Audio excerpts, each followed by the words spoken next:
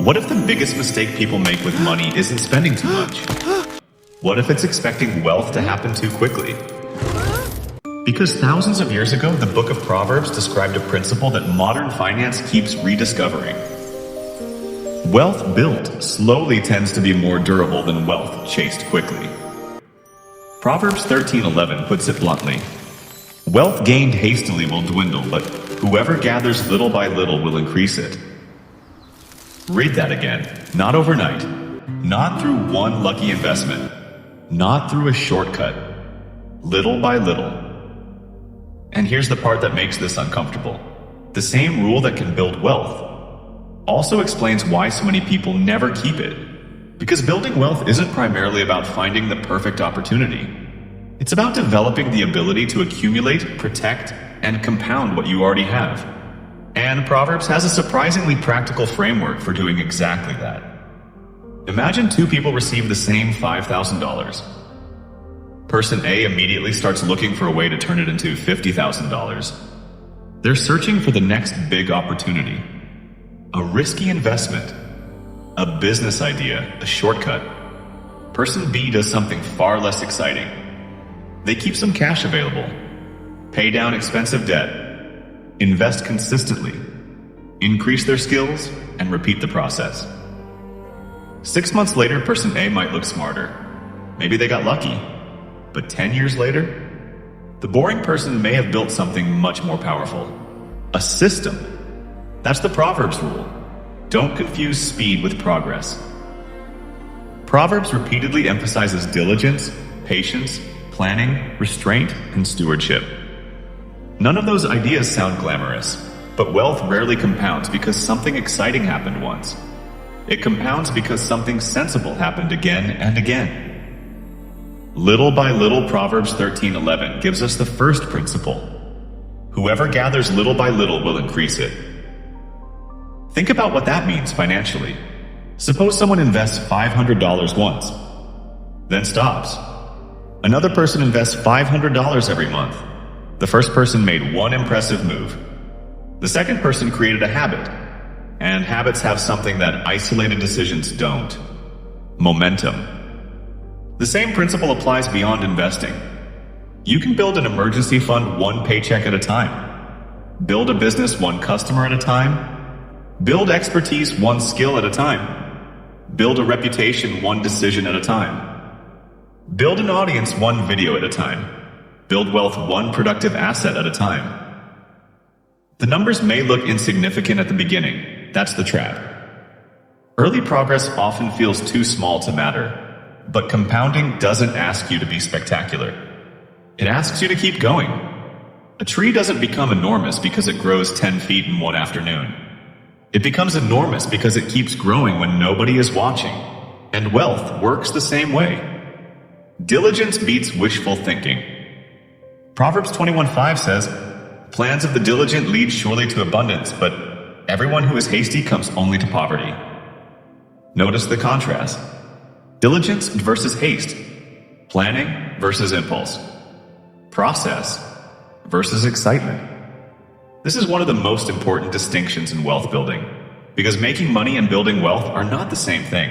You can earn $150,000 a year and still have nothing. And someone earning $60,000 can steadily accumulate assets. Why? Because income is a flow. Wealth is what you manage to keep and build from that flow. Imagine your income as water entering a tank.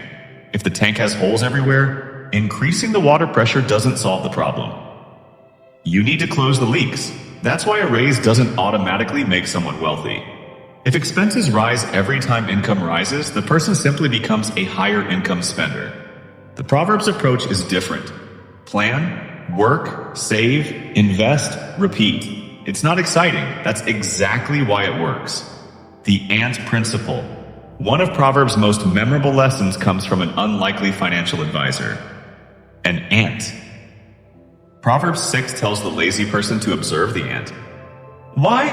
Because the ant works without needing someone to stand over it. It gathers during the right season. It prepares ahead of time. It doesn't wait until winter arrives to start thinking about winter. Now translate that into modern money.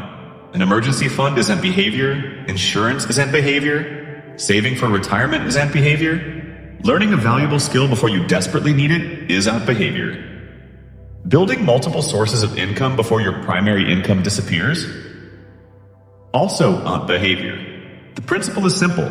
Prepare while things are going well. Because the best time to build financial resilience is usually before you desperately need it. When the economy is strong, saving can feel unnecessary. When your job is secure, an emergency fund can feel boring. When everything is working, preparation feels like wasted effort until something changes.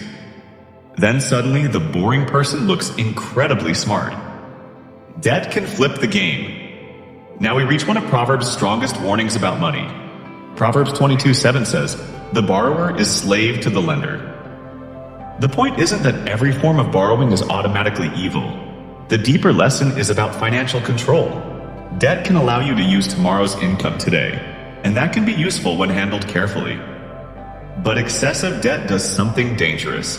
It turns future income into a bill you already owe. Imagine earning $5,000 next month. Before you receive a single dollar, $2,000 is already committed to debt payments. You didn't lose the money this month. You lost control of next month's money. That's the hidden cost. Debt doesn't just charge interest. It can reduce your future freedom. And this is why wealth isn't simply about how much you own. It's also about how much of your future income is already spoken for. The more obligations you carry, the less flexibility you have. Know what you actually own. Proverbs 27:23 says, "Know well the condition of your flocks." Thousands of years ago, that was practical business advice. If you owned livestock, you needed to know their condition. How many? How healthy? How productive? What are they worth? What's changing? Today, your flocks might look completely different. Your bank accounts, your investments, your business, your real estate, your debts, your monthly expenses, your skills, your income sources. And here's the uncomfortable question. Do you actually know your numbers? How much comes in every month? How much goes out? How much debt do you have? What interest rates are you paying? How much cash could you access in an emergency? What percentage of your income is being saved or invested? What assets are actually producing something? You don't need to be obsessed with money, but you do need to know what's happening to it because you can't manage what you refuse to measure. Don't build wealth just to look wealthy. Here's where Proverbs gets even more interesting. Modern culture often defines wealth through visible consumption. The car, the house, the watch, the vacation, the clothes, the restaurant. But appearance and financial strength are two completely different things.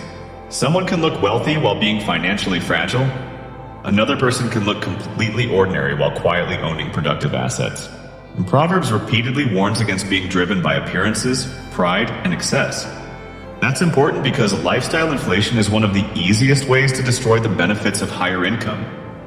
You earn more. You upgrade everything. Your house gets bigger. Your car gets more expensive. Your subscriptions multiply. Your vacations become more elaborate. And somehow, you're still waiting for the next paycheck. That's not necessarily wealth. That's expensive consumption supported by high income. Real financial strength gives you choices. The ability to say no. The ability to survive a bad month. The ability to invest when opportunities appear. The ability to walk away from a bad deal. Freedom is one of the most valuable things money can buy. Wealth is not only about taking. Proverbs also challenges another assumption, that the entire purpose of wealth is accumulation. Proverbs 11:25 says that the generous person will prosper, and that the one who refreshes others will themselves be refreshed. The principle is bigger than simply giving money away. It's about understanding that wealth is a tool, not an identity. Money can build, it can employ people, fund businesses, support families, create opportunities, help someone recover from a crisis, support causes you believe in, and create a margin that allows you to be generous without destroying your own financial stability. That's an important distinction. The goal isn't to worship money. The goal is to become capable of using it well. Because if money controls every decision you make, having more of it doesn't necessarily make you freer. So, what is the Proverbs rule that the rich don't ignore? It's not a secret stock. It's not a hidden investment. It's not a magical number. It's a way of thinking. Build slowly. Plan carefully. Work diligently. Prepare early. Control debt. Know your numbers. Avoid unnecessary consumption. Use wealth as a tool. And most importantly, think in decades, not days. Because the biggest financial advantage isn't always having more money today. It's having a system that keeps improving your financial position tomorrow. And the person who understands that doesn't need to look rich. They need to become financially difficult to break. Imagine two people at age 25. One spends the next decade trying to look successful. The other spends the next decade becoming financially strong. One buys things that prove they have money. The other buys assets, skills, time, and flexibility. One constantly asks, "What can I afford?" The other asks, "What can this money become?" That second question changes everything. Because wealth isn't usually created in one dramatic moment. It's created in thousands of ordinary decisions. $1 saved, one bad purchase avoided, one skill learned, one investment made, one debt paid down, 1 year of consistency, then another, then another. That's why the ancient proverb still matters. Little by little. Not because slow is automatically better, but because sustainable wealth is built by people who can keep doing the right things long after the excitement disappears. And maybe that's the real secret. The rich don't necessarily know a magical way to get rich. They understand how to stop destroying the wealth they're capable of building. Note, this video is educational and not individualized financial advice. Investment, debt, tax, and savings decisions depend on your circumstances.